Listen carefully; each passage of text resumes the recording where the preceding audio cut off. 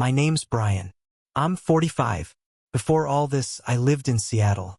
Rainy mornings, steel-colored skies, a city that smelled like wet bark and quiet resignation. I worked in mid-level management for a logistics firm. Nothing glamorous, but it paid well and it was mine. I had a quiet apartment that held no one but me and my dog, a wheezing old shepherd named Duke who limped like he carried a war inside his bones. Life wasn't exciting, but it was stable, predictable, safe. Then I met Stephanie. She was the kind of woman who made you believe again. Laugh that curled at the end. Eyes that held promise or danger, sometimes both. I met her through a mutual friend at a conference in Phoenix. One dinner turned into long calls, late texts, soft confessions about failed marriages and second chances. She lived in Austin, had 2 daughters, Macy, 16, and Haley, 18. They need someone solid, she told me. Someone real. The way her voice cracked when she said it made me believe she meant it.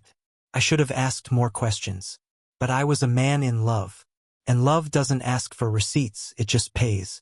I left my job, packed up the apartment, gave Duke a gentle pat on the head before handing him to my sister.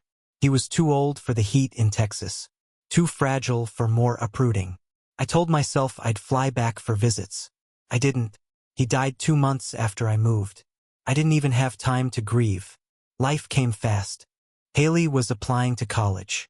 Macy had a boyfriend I was supposed to pretend I didn't know about. Stephanie had a calendar full of obligations. PTA meetings, dentist appointments, a leaking sink that had been dripping for months. I dove in, not because I had to, but because I wanted to. I believed that presence was the price of love. I paid for everything. New phones, grocery bills, a used Honda for Haley. I covered SAT tutoring, orthodontics, prom dresses. I spent weekends repainting the bedrooms, fixing the railing on the back steps. I installed a garbage disposal, learned the girls' school schedule, made muffins on Mondays because Haley once said they reminded her of her grandma. I memorized how Macy liked her sandwiches. Turkey, no mustard, just a little mayo. They never called me stepdad, just Brian. I told myself that was okay. Titles are earned. Maybe one day, when the dust settled and love had proven itself. But dust doesn't settle in a house that doesn't want you. Their biological father had disappeared years ago. Stephanie said he checked out, moved to Denver with some woman named Karen. He sent birthday cards for the first 2 years, then stopped. But his picture still hung in the hallway next to the thermostat, framed in cherry wood, lit by a sliver of afternoon sun. No dust, no fading, like a relic, a warning. I never asked her to take it down. Never asked the girls to call me anything more than Brian. I knew my place, or I thought I did. The cracks were small at first. Eye rolls, inside jokes I wasn't part of. Macy would say, "You wouldn't get it." And Haley would smirk like I was the substitute teacher no one respected but everyone endured. Still, I pushed through, because fathers show up. Even when it's thankless. Especially when it's thankless. The day it all broke wasn't dramatic. No screaming. No plates thrown. Just words. It was Thursday. I had gone to the hardware store to get a new garage remote. The old one stuck and Stephanie said it made her late for yoga. I came back just before dusk. The sun was bleeding orange over the street. I walked up the steps and heard Macy's voice, low and close. They were sitting on the porch swing. I couldn't see them, but I heard every syllable. "He's not staying forever," Macy said. "Mom's just keeping him around for the money." Laughter. Haley's voice, brittle. "Let him pay for the wedding. Then she can dump him." They laughed like it was obvious. Like this was just how the world worked. Women using men, daughters learning by example. I didn't move. Keys in hand, heart suddenly still. It's strange, the way pain doesn't hit like you think. It doesn't stab. It settles. Like wet concrete in your gut. Hardening. Suffocating. They didn't whisper. Didn't pause. That was the worst part. They spoke with the confidence of people who believed they were right. Who knew they'd never be challenged. I backed off the steps. Circled around to the side gate. Sat on the edge of the lawnmower in the garage. Light off. Phone face down. Just breathing. Just existing. I don't know how long I sat there. 15 minutes. Maybe more. Stephanie called once. I ignored it. The sun dipped below the roofline. I stared at the pegboard where I'd hung my tools. Each one bought with money they thought came easy. Money they thought they were owed. Eventually I went inside through the back. Washed my hands. Heated up the casserole. Served dinner. Macy said the chicken was dry. Haley didn't look up from her phone. Stephanie smiled and asked if I remembered to pick up dog food. We didn't have a dog. I said yes anyway. That night, I lay in bed beside her while she planned Haley's graduation party. She showed me flower arrangements. I nodded. She asked if I could call the caterer. I said sure. She kissed my cheek and whispered, "You're such a good man." I felt nothing, because the truth had already arrived. It had walked through the front door hours earlier, wearing Macy's voice and Haley's laughter. It had sat beside me at dinner. It had curled up in the bed between me and the woman I moved across the country for. I wasn't a father. I wasn't a partner. I was a transaction. They were waiting for the check to clear. I didn't yell. I didn't storm out. I didn't confront them with shaking hands or raise my voice at dinner. I didn't say, "I heard you," because what would have followed? Denial? Tears? An apology dragged from teenage lips only to keep the money flowing? No, I'm too old to beg for respect, and too tired to teach it. Instead, I shut down. That night, after the girls went to bed and Stephanie fell asleep next to me, her hand resting lightly on my chest, as if that made it all okay, I slid out of bed, walked barefoot into the office, and opened my laptop. I didn't feel anger. Not then. Just clarity. That cold, clinical kind of clarity that settles in once the last lie is told. I started with the wedding. Login. Vendor dashboard. Canceled the deposit for the venue. Recalled the payment to the caterer, there was still time. Emailed the florist, citing family emergency. Then I opened the budget spreadsheet Stephanie and I had made together. All her dreams, color-coded in lavender and gold. I deleted it, didn't even move it to the trash. Just held down Shift and erased it from the drive. Next, the money. I changed the passwords to every shared account. Turned on two-factor authentication. Rerouted the family card notifications to my personal number. Canceled Macy's monthly transfers. Paused Haley's college fund auto deposit. Shut off the allowance app they used for spending. I sat there in silence, the house still around me, while I unstitched myself from their lives. Line by line, transaction by transaction. I wasn't malicious. I didn't zero out the balances. I didn't cut the girls off mid-semester. But I stopped the flow. The pipeline that kept their lives seamless, effortless. I turned the valve and closed it. The shutdown had begun. The next morning, Stephanie asked why the kitchen light was on when she got up. I told her I couldn't sleep.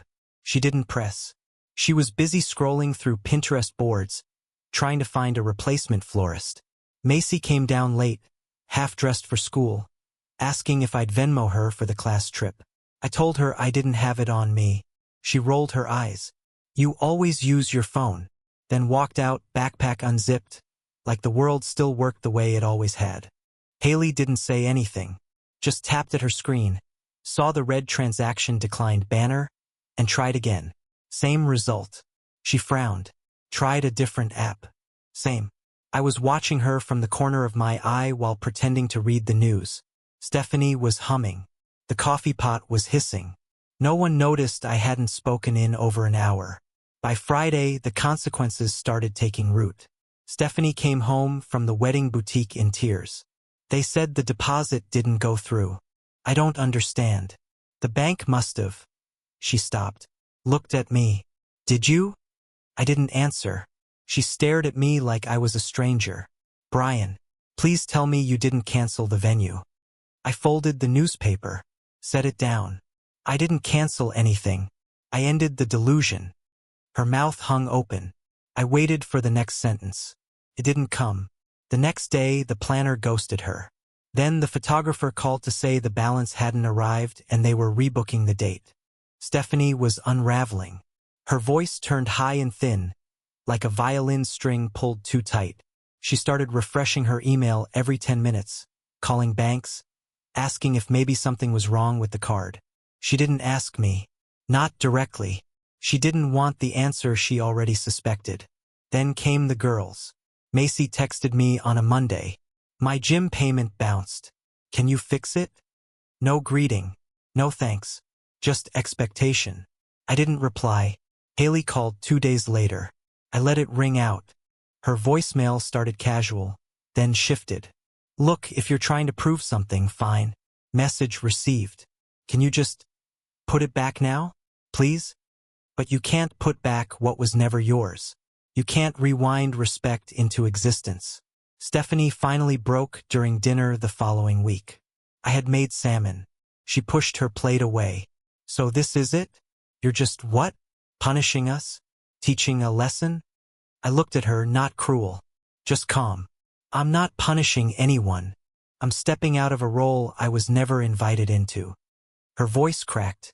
Brian, come on. They're kids. No, I said.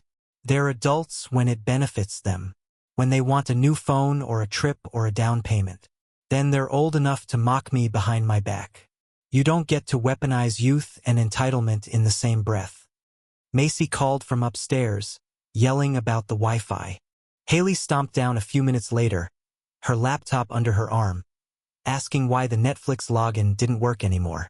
Stephanie stared at me like I'd killed something. Maybe I had. Maybe it needed to die. She whispered, "We were building a life." I pushed my chair back. No, you were building a life. I was financing it. The meltdown came that weekend. Haley was supposed to go dress shopping. Macy had a tournament. Neither happened. Their apps stopped working. The accounts were empty or sealed off behind passwords only I knew. The things they never noticed, autopay, subscriptions, ride shares, deliveries, all vanished. At first they thought it was a glitch. Then they got angry. Then they got scared. Macy came to me with her shoulders tight, chin high. Did you shut down our stuff? I met her eyes. Yes. She blinked. Why? You know why. Haley followed up with silence for a day, then a text that simply said, "We were just joking." But jokes don't echo like confessions. They don't stain. They don't burn in your chest for days. Stephanie tried to mediate. They didn't mean it. But they said it. You're overreacting. I'm reacting exactly to the weight of what was said. We stopped sleeping in the same bed. She moved into the guest room. The hallway felt longer, quieter. I began cooking only for myself. Stopped doing their laundry. Stopped offering rides. Let them scramble.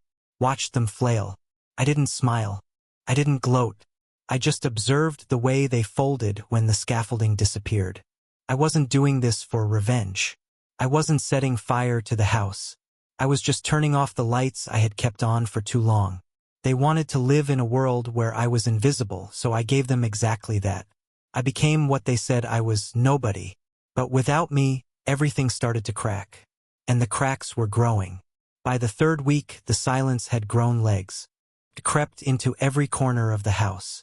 Into drawers and door frames. Into the gap between my name and anyone's voice. Stephanie barely looked at me anymore. When she did, it was through squinted eyes, like I'd become something unrecognizable. She still cooked for the girls. Still drove them places when their friends didn't come through. But the center had collapsed. The engine had shut off. We were coasting on fumes. One night she stood at the foot of our bed, her old side of it, which I now slept on alone, and asked me, "Are you trying to destroy us?" I stared at her like she'd lost her mind. Destroy what? She hesitated. Then, the family. I laughed. Not loud. Just once, short and hollow. What family? She left the room. The next morning, a plain envelope appeared on my nightstand. Inside was a letter, handwritten in Macy's sharp script. "I didn't mean it that way. You took it wrong. This is messed up. Why are you doing this?" I folded it, set it aside, didn't write back. Macy didn't speak to me again for 5 days. The days bled together. My phone buzzed less. My inbox dried up. I stopped offering to fix things. When the fridge leaked, I let it drip. When the thermostat glitched, I said nothing. I wasn't cruel, just gone. In the ways that mattered. Stephanie still tried to triangulate, to manage, to play the diplomat. Just talk to them, she said one night. They're confused, scared. I turned to her, my voice flat. They're not scared. They're inconvenienced. And for the first time in their lives, the inconvenience has a name. She blinked. You think this is about money? I didn't answer. I didn't have to. That week, Haley came home early from campus. She'd been couch surfing with friends, too proud to say she couldn't cover rent. I heard her crying in the guest bathroom, soft, like she was trying to be noble about it. She never asked me directly, but she left her bank app open on the kitchen counter. The balance blinked 0. The message was clear. I didn't respond. They were waiting for the man who fixed things. But that man was gone. One afternoon, I got a text from Stephanie. She was at work. It said, "Something's wrong with the card. Can you check?" I left it on read. Macy called that evening. The water heater's busted. It's not lighting. I said, "Call someone." She said, "Who?" I said, "I'm not your father, remember?" Silence. Then the line went dead. Haley's voicemail came 2 days later. Her voice was a mess of panic and pride. "Whatever point you're trying to make, we get it. Okay? You made it. Just stop now." But I wasn't making a point. I was living in the fallout of theirs. You can't build a home on borrowed respect. And when the loan defaults, the house collapses. A week later, I found a second envelope. Same paper. No return address. This time, the handwriting was different. Slanted. Lighter. Haley. Inside was a photo. It was from her birthday. The year before. We were at the lake. Stephanie smiling. Hair in her eyes. Macy squinting at the sun. Haley holding up her cake with that crooked grin she used to wear when she was still unguarded. And me, middle of the frame, arm around Stephanie, other hand on Macy's shoulder. We all looked happy. Or at least like we believed we were. No note. No message. Just the photo. I didn't throw it away. I slid it into the drawer next to the receipts, the ones for braces, laptops, volleyball dues, prom limos. A little archive of everything I gave without being asked. Not out of sentiment, but proof that I was here, that I mattered, even if they only saw it too late. The shutdown had turned into silence. Then withdrawal. Then distance. Stephanie and I no longer shared a bed. Or meals. Or thoughts. She stopped fighting. Stopped asking questions. Her way of adapting was pretending things were normal. Macy tried to guilt-trip me one night. She said, "It's not fair. You're acting like you were perfect."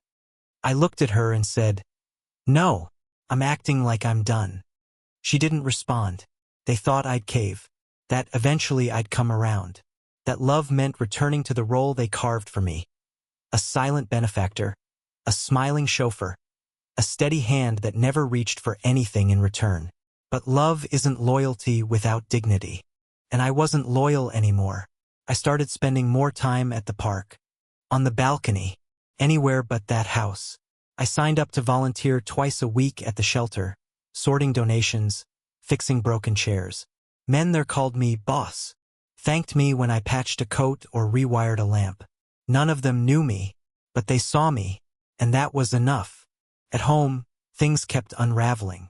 Stephanie began texting more than talking. Her way of punishing me without confrontation. She stopped asking about the wedding. Stopped mentioning the girls. Started using phrases like "your decision" and "this situation you created." Haley, once defiant, went quiet. Macy grew snide. Passive at first. Then pointed. "You liked playing dad until it got hard," she said one night. I didn't reply, because I had played dad. Every day for 3 years. Until the mask cracked and the man beneath realized he was acting in a play written by people who didn't know his name. One afternoon, a final letter arrived. Typed this time. Signed by Stephanie. It wasn't an apology. It was a statement. A recounting of where things went wrong. All from her point of view. Plea disguised as reflection. She said she hoped we could find our way back to mutual respect. I folded it once, put it under the photo in the drawer, and I knew then, this wasn't reparable. Respect isn't grown in reverse. And the truth was simple. They only saw my value when it vanished. But that's not love. That's dependence. And I would rather be alone than needed for my silence and my signature. It's been 13 months since I left Austin. No note, no announcement, no dramatic exit. I waited until the lease expired. The movers came at 6 in the morning. I watched them load 3 years of sacrifice into a rented truck. Furniture I bought, appliances I fixed, 1,000 quiet details from a house that never felt like mine. Stephanie was at work. Macy and Haley were asleep. I didn't wake them. I left my keys on the kitchen table. And I walked out without saying goodbye. Now I live in Denver, in a 1-bedroom apartment overlooking a dog park. It's not fancy. The view is mostly concrete. But the windows face east, and the sun pours in like something honest. The walls are mine. The quiet is mine. No one leaves laundry in the hall. No one slams doors upstairs. No one calls my name unless they mean it. The first morning I woke here, I made coffee and drank it slowly. I didn't check my phone. I didn't wait for someone to ask me for money. I just sat there, listening to the wind push through the screens. Peace doesn't come all at once. It drips in 1 hour at a time. The first month, no one called. No texts.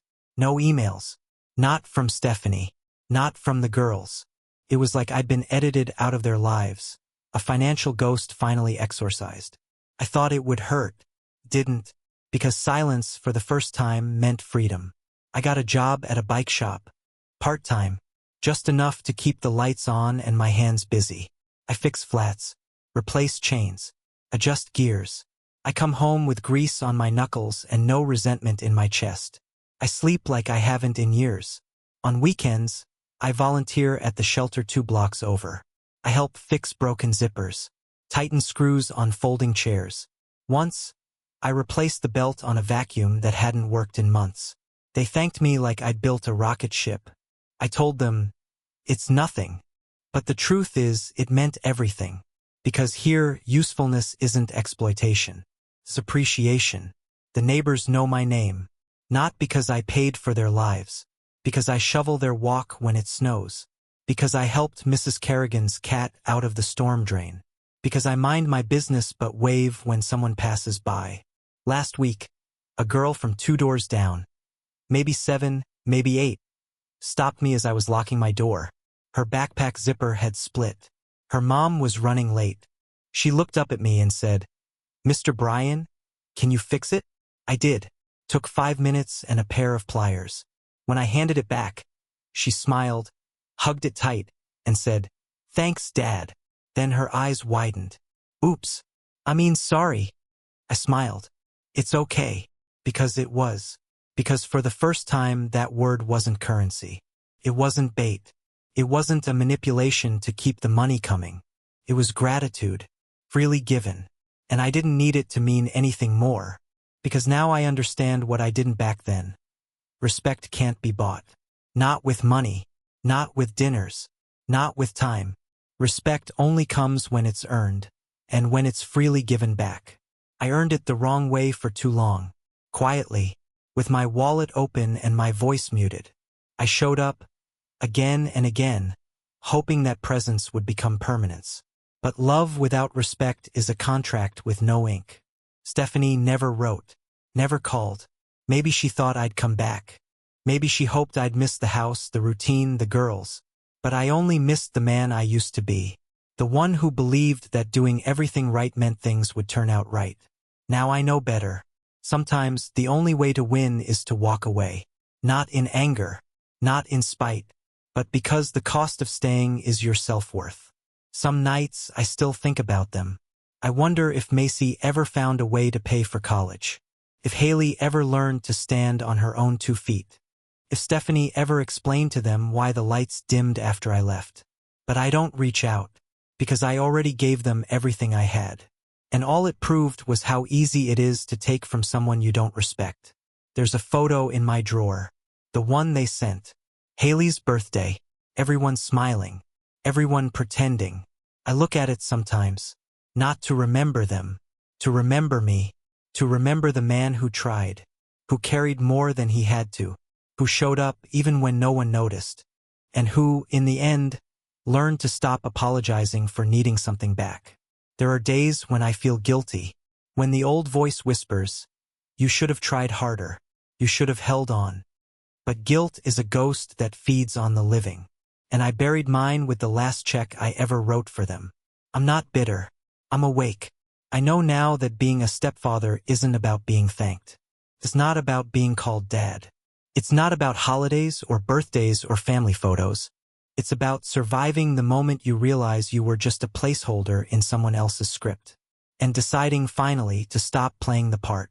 So when that little girl called me dad and then tried to take it back, I didn't flinch, because I didn't need the word to mean anything more than what it was in that moment. A sign that I mattered, not for what I gave, but for what I fixed. And maybe that's enough. Maybe that's what fatherhood really is.